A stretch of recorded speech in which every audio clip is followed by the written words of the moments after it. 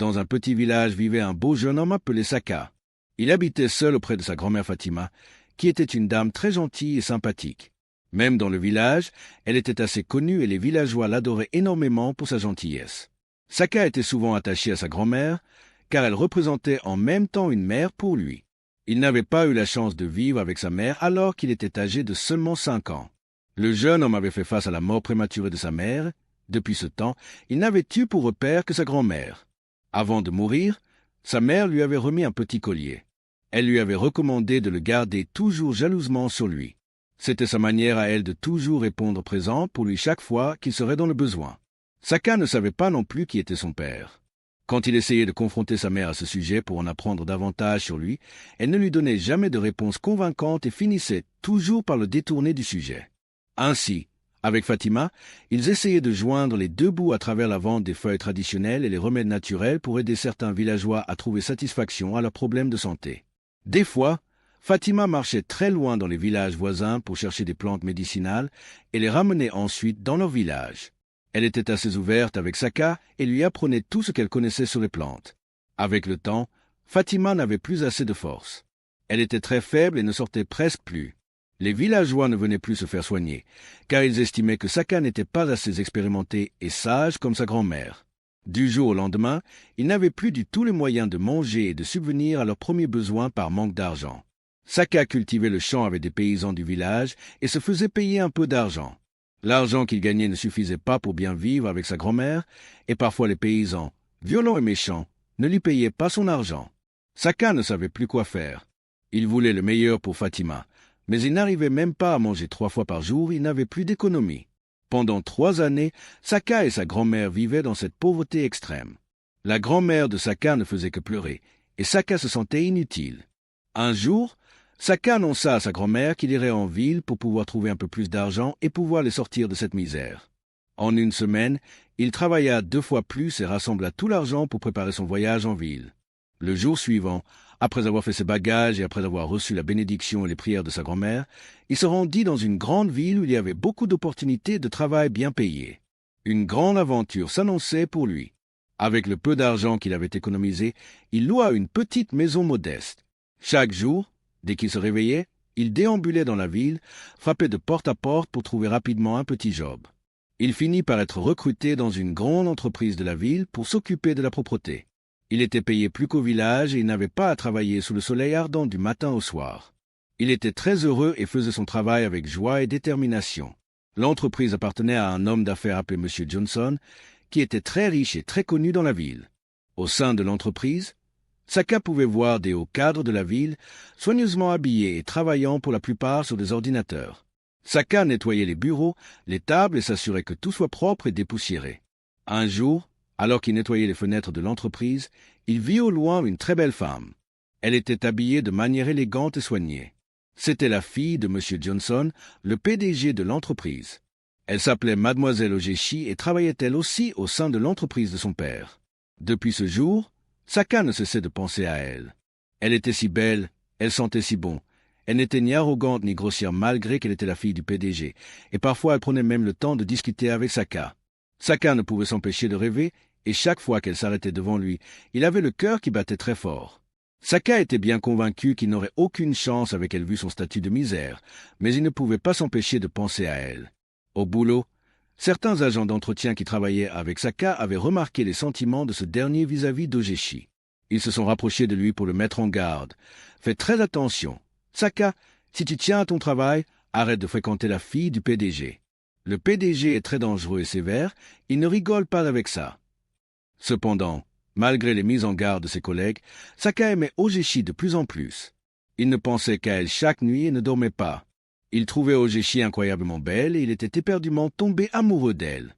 Un jour, pendant qu'il nettoyait les fenêtres comme à son habitude, Mademoiselle Ogechi lui adressa la parole. « Vous êtes très bien investi dans votre travail et je trouve que cet endroit est toujours très bien entretenu chaque fois que j'y passe. » Saka sourit face à la remarque. « Merci. Mademoiselle, je ne fais que mon travail. » répondit-il. « Je vous ai observé un peu ces derniers jours et j'apprécie vraiment votre rigueur au travail. Vous exercez ce métier depuis combien de temps ?»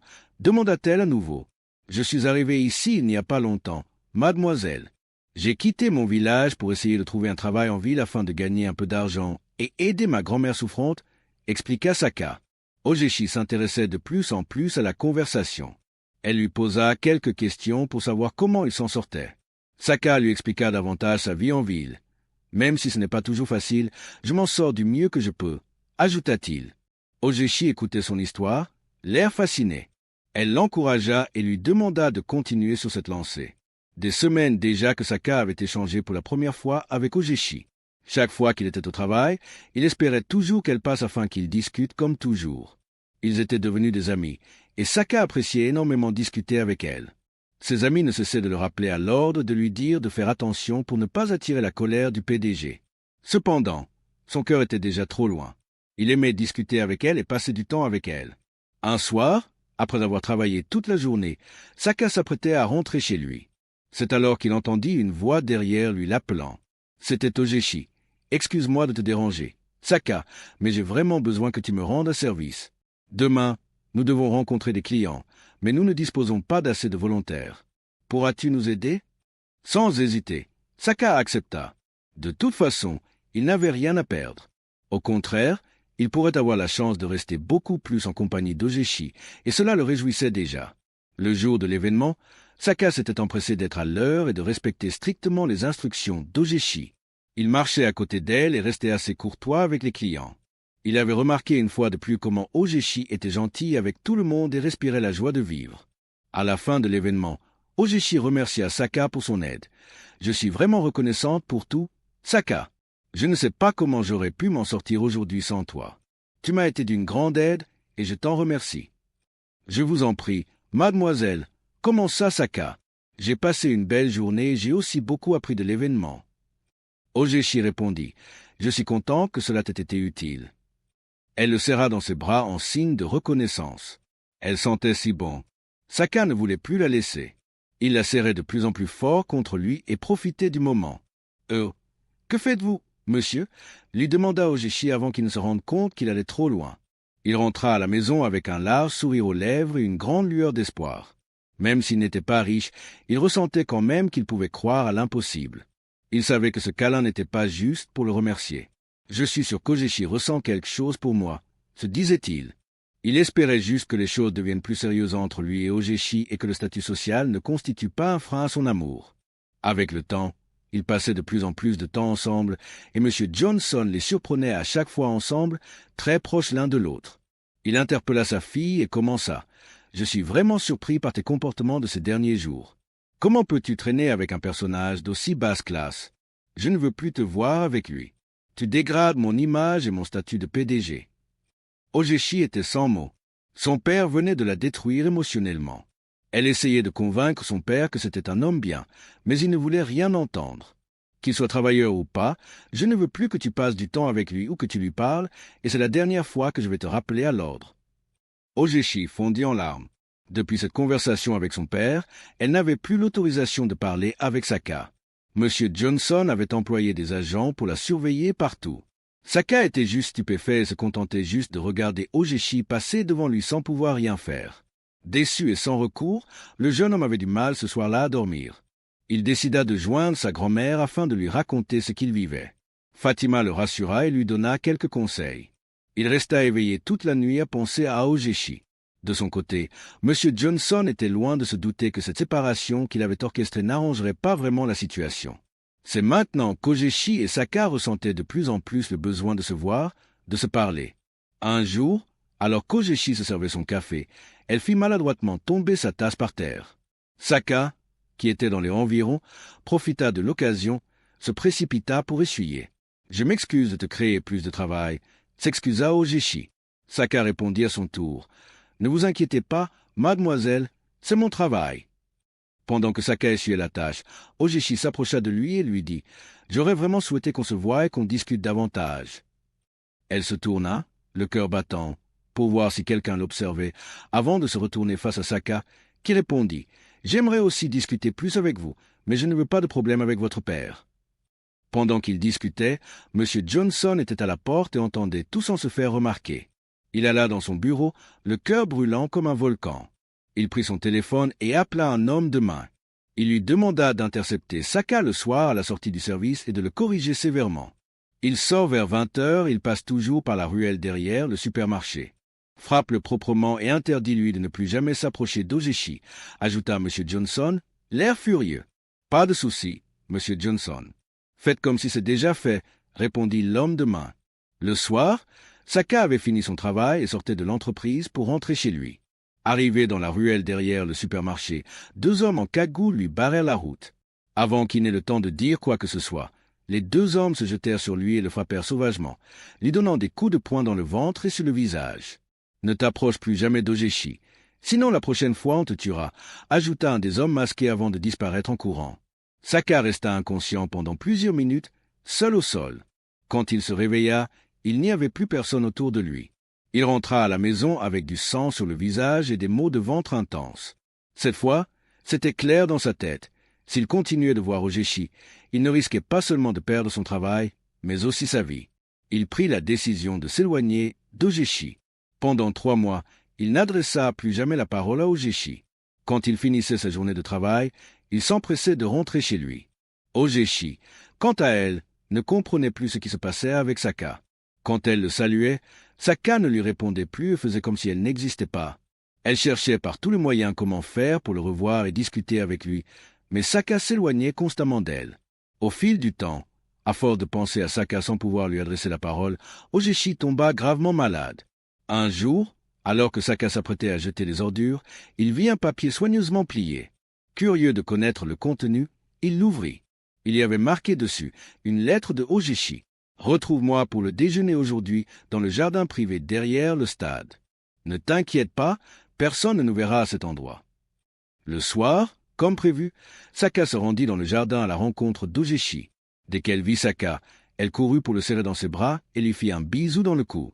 Saka rougit et oublia rapidement la fureur de M. Johnson. Il avait un grand sourire jusqu'aux oreilles. « Ça me fait plaisir que tu aies honoré mon invitation », ajouta Ogechi. « J'avais hâte de te voir.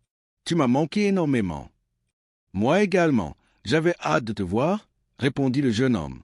Il était vraiment content qu'Ogechi lui porte autant d'intérêt et il décida de lui faire part de ses sentiments. Il ressentait que c'était le bon moment. Lorsqu'il décida d'avouer ses sentiments à Ogechi, il constata qu'elle ne se sentait pas bien.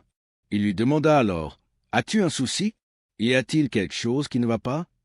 Ogechi expliqua à Saka qu'elle ne se sentait pas très bien et qu'elle était un peu malade. Elle devrait vite s'en aller. Alors qu'elle se retournait pour partir, Saka l'interpella. « Peux-tu me donner ton numéro afin que je puisse prendre de tes nouvelles plus tard ?» Ogechi accepta et lui donna son numéro avant de partir.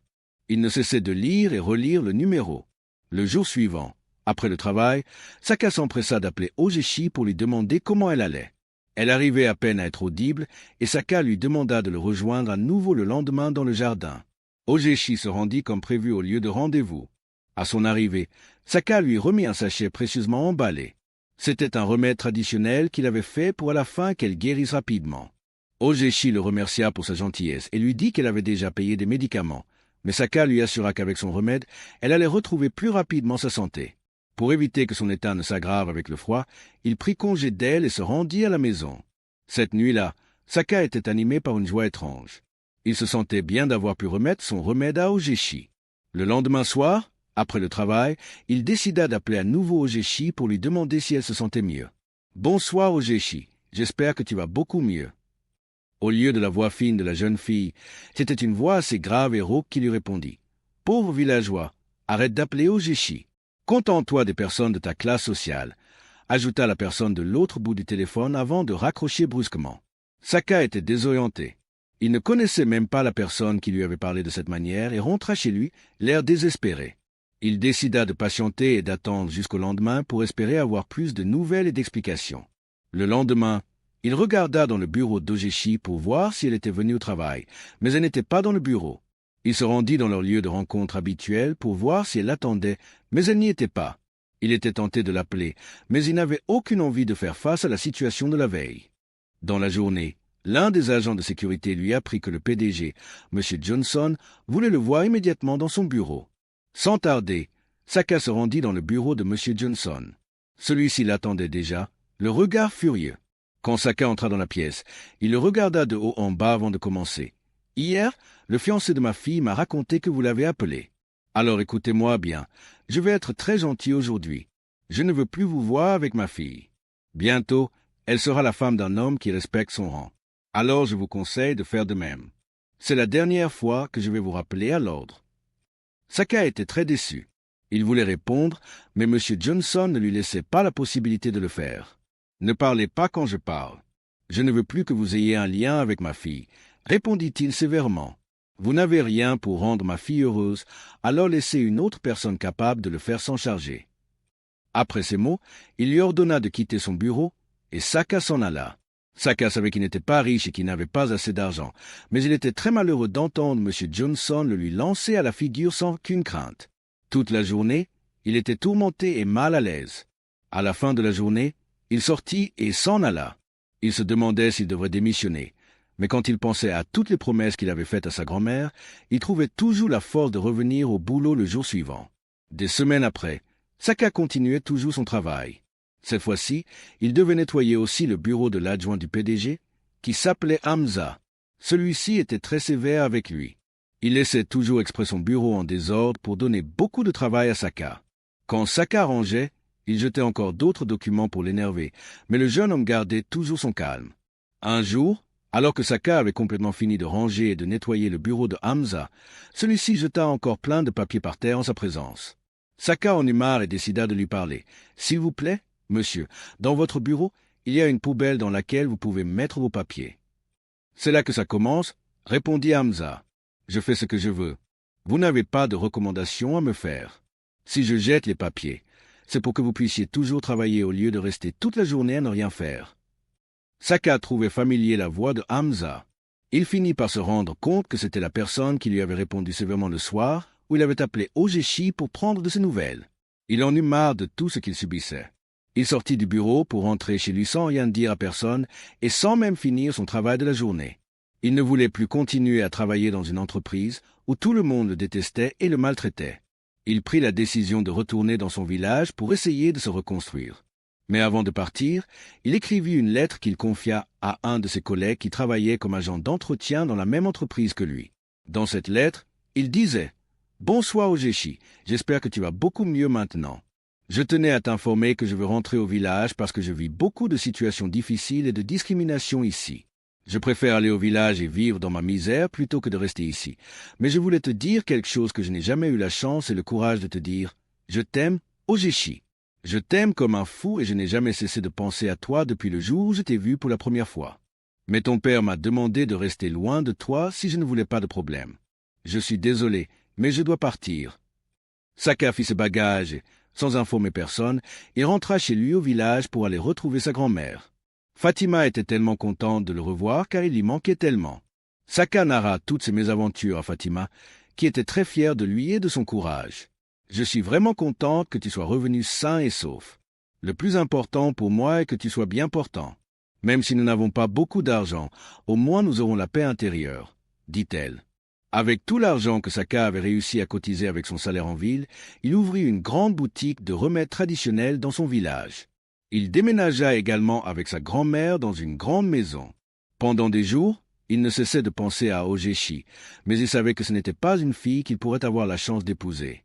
Alors, il décida de l'oublier. La boutique que Saka avait créée lui rapportait assez d'argent pour prendre soin de sa grand-mère.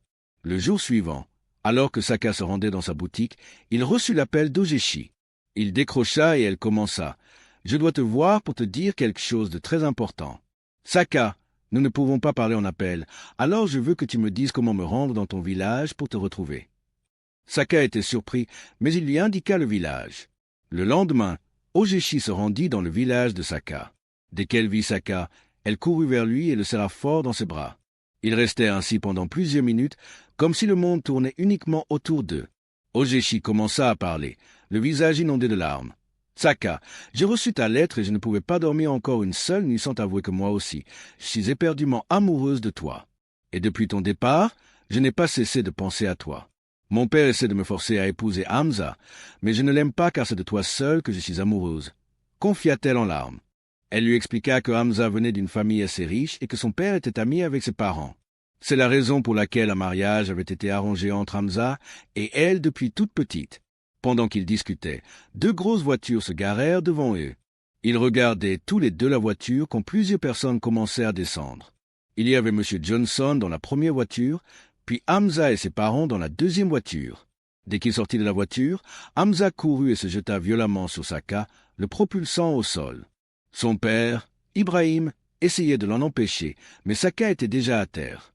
Le collier que sa mère lui avait offert tomba aussi par terre. Hamza vit le collier. Dès qu'il le ramassa au sol, il remarqua que le collier était identique au collier qu'il portait également. Ibrahim, le père de Hamza, se tourna alors vers Saka et lui demanda « Qui es-tu » Saka, ne sachant pas ce qui se passait, répondit « Je suis Saka ». Ibrahim était surpris d'entendre le prénom. Il lui répondit alors « Je veux voir ta mère, Saka.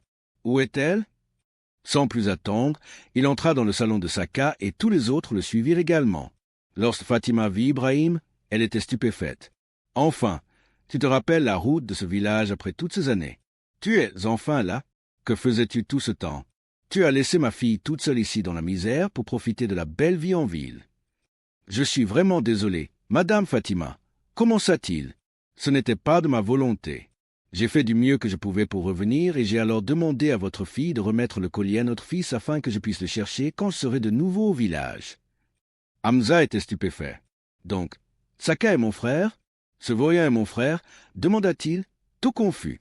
La femme d'Ibrahim se tourna pour le regarder, et Ibrahim continua. « Je suis vraiment désolé. Saka, je n'aurais jamais dû te laisser et je le regrette vraiment. Tu es mon aîné, mais également mon unique enfant. »« Ton unique enfant? Tu n'es donc pas mon vrai père ?» demanda encore Hamza en pleurant. Pendant ce temps, la mère de Hamza était debout et ne disait rien, en colère. Hamza quitta la pièce et quitta le village sans attendre sa mère. Quand M. Johnson entendit que son ami Ibrahim n'était pas le vrai père de Hamza, il commença à supplier sa fille. « Ojeshi, ma fille, je suis vraiment désolé de t'avoir fait subir une telle chose. » Ojeshi se rapprocha de son père et lui dit « Papa, je sais que tu m'aimes et que tu souhaites le meilleur pour moi, mais je t'ai toujours dit que je n'aimais pas Hamza, mais tu m'as toujours forcé. » M. Johnson reprit « Je m'excuse, Ojeshi.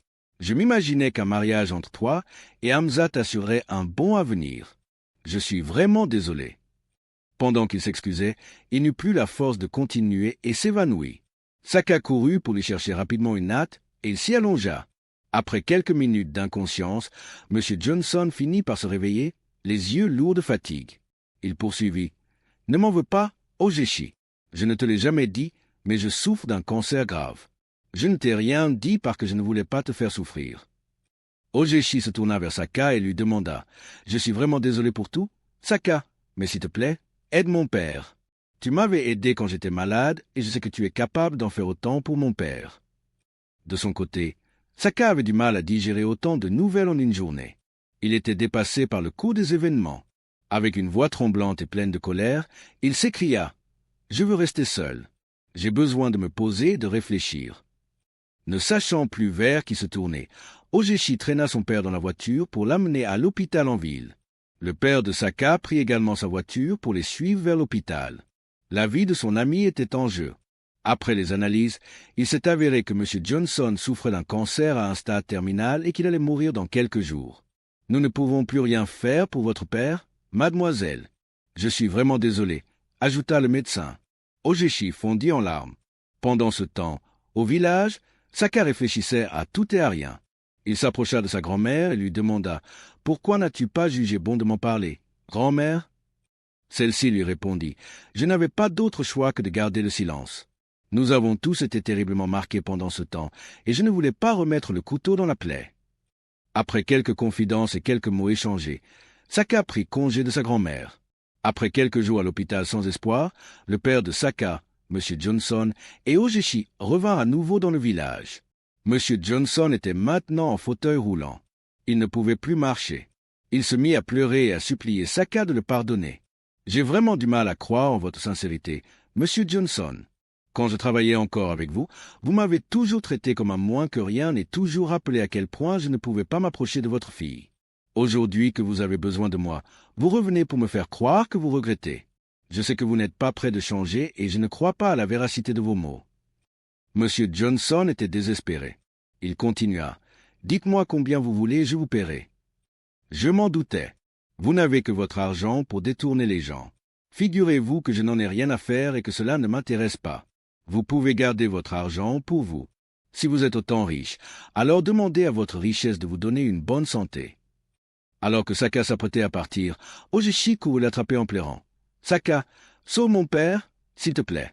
Le médecin nous a dit qu'il mourra dans quelques jours et qu'on ne pouvait plus rien faire pour lui. C'est mon père? Saka, fais-le pour moi, s'il te plaît. Je ne sais plus vers qui me tourner. Tu m'as dit que tu m'aimais. Pourquoi refuses-tu de m'aider » Saka lisait la tristesse dans ses yeux. Il était toujours amoureux d'elle et, à ces mots, il n'eut pas la force de refuser. Il accepta à cause d'Ogechi et décida de l'aider. Il partit avec sa grand-mère à la recherche des plantes pour préparer les remèdes de M. Johnson. M. Johnson resta au village, hébergé chez Saka, pendant des jours pour suivre son traitement. En quelques jours de traitement dans le village, il était complètement guéri et pouvait à nouveau marcher. Il n'en revenait pas que Saka, qu'il avait autrefois rabaissé, lui avait sauvé la vie. Il n'arrêtait pas de le remercier. Le père de Saka, quant à lui, essayait par tous les moyens d'obtenir le pardon de son fils. Il lui céda une grande partie de sa richesse et le reconnut comme son enfant aîné. Saka était très heureux maintenant que M. Johnson était guéri. Il regrettait tout ce qu'il avait fait pour éviter la relation entre Saka et sa fille. Il ne savait pas comment aborder Saka pour lui autoriser la main de sa fille. Il avait honte et regrettait tout ce qu'il lui avait fait. Le lendemain matin, Ogechi prit la voiture de son père avec Saka pour aller en ville faire des emplettes pour Fatima. Alors qu'il traversait une zone un peu éloignée entre le village et la ville, une voiture filant à toute vitesse s'arrêta devant eux pour leur barrer la route. Hamza et d'autres hommes sortirent de la voiture avec des armes. Hamza s'arrêta devant la voiture et ordonna à Saka de sortir. « Sors immédiatement de cette voiture, imbécile. Tu croyais vraiment t'en tirer aussi facilement et te marier avec elle ?» Saka ne comprenait rien. Il sortit de la voiture et fut conduit de force dans la voiture de Hamza. Ogechi fut également forcé à y entrer. Ils les emmenèrent dans une résidence éloignée et sombre. Saka fut enfermé dans une pièce sombre et Ogechi fut attaché à une chaise. Hamza s'approcha alors d'Ogechi et lui lança à la figure. « Soit tu acceptes de te marier avec moi, soit je ne te détacherai jamais de cette chaise. »« Mais je ne t'aime pas, Hamza. C'est Saka que j'aime. Plaira Ogechi. Ne prononce plus jamais ce prénom devant moi si tu souhaites rester en vie. Comment peux-tu aller aussi loin juste pour gagner le cœur d'une femme, Hamza?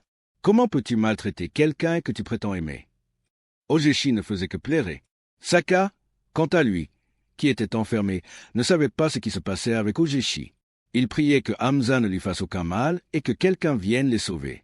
Pendant 2 jours, Saka et Ogechi ne mangeaient rien et étaient emprisonnés par Hamza dans une zone éloignée. Fatima ne comprenait plus rien. 2 jours qu'ils avaient quitté la maison et plus aucun signe d'eux depuis. Elle essaya de joindre Saka, mais son numéro ne passait pas. Elle essaya de joindre le numéro d'Ogechi, mais personne ne décrochait. C'est à ce moment qu'elle prit peur. Elle alla rapidement au poste de police, accompagnée de M. Johnson, pour signaler leur disparition. Au même moment, la mère de Hamza était aussi allée au poste de police en ville pour signaler la disparition de son fils. Après des jours d'investigation, la police se rendit compte que Hamza avait kidnappé Saka et Ogechi. Ils retrouvèrent leur position exacte en traçant sa localisation avec les derniers appels téléphoniques qu'il avait effectués. La police se rendit au lieu où Saka et Ogechi étaient kidnappés. Arrivés sur les lieux, ils frappèrent à la porte, mais Hamza refusa d'ouvrir. « Laissez-nous tranquilles, ou je tire sur elle », cria-t-il. Après plusieurs minutes de négociation du policier pour convaincre Hamza de ne pas opter pour la violence, un autre policier passa derrière la maison et sauta par surprise sur Hamza. Il le menotta et le conduisit dans la voiture.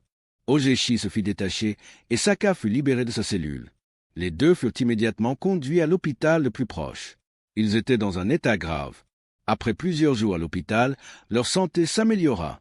Le père de Saka alla les chercher pour les ramener au village. Fatima était en larmes, remerciant Dieu d'avoir sauvé son petit-fils et sa fiancée. Quant à Hamza, il fut déposé en prison, et sa mère ne faisait que pleurer. C'est à ce moment que M. Johnson comprit qu'il était sur le point de marier sa fille à un criminel. Il prit conscience de tous ses actes et se sentait honteux. Il appela Saka et lui dit « Je vous donne ma bénédiction. Saka, si tu souhaites te marier avec ma fille, sache que vous avez tout mon soutien. Tu m'as montré que la richesse n'était pas la chose la plus importante dans la vie, et j'ai beaucoup appris ces derniers jours. » Saka était fou de joie. Il prit la main d'Ogechi et la traîna dans la chambre, loin de tout regard. Il la tira vers lui d'un geste brusque et glissa sa main sur sa hanche. Le contact physique fit frissonner Ogechi. Saka lui chuchota à l'oreille. « J'ai toujours attendu ce moment, Ogechi. » D'un geste lent et doux, il l'embrassa passionnément. Il la traîna dans le lit, et ce qui était censé se passer se passa. Ogechi se sentit dans les étoiles. Elle n'oublierait jamais ce jour. Quelques jours après, Fatima appela son petit-fils et Ogechi pour leur parler. « Je suis vraiment contente que vous soyez à nouveau réunis. Je suis une mère comblée, et quand je ne serai plus dans ce monde, je pourrai dormir en paix. » Les larmes aux yeux, Saka répondit. « Je sais que tu as attendu longtemps ce moment. Je sais que tu as toujours la force de tenir pour assister à mon mariage avec Ogechi. » Il embrassa sa grand-mère avec plein d'émotion, et Ogechi embrassa également Fatima. Après quelques jours au village, Saka déménagea à nouveau en ville avec Ogechi et sa grand-mère pour préparer son mariage avec Ogechi. Puisqu'Hamza était en prison, son poste dans l'entreprise de M. Johnson était vide. M. Johnson proposa le poste à Saka, et Saka devint l'adjoint du directeur de l'entreprise. Il était épanoui dans son travail et dans son couple. Quelques jours avant leur mariage, les deux amoureux étaient ensemble sur le balcon quand Ogechi montra par surprise son test de grossesse positif à Saka. Ils étaient tous les deux très heureux.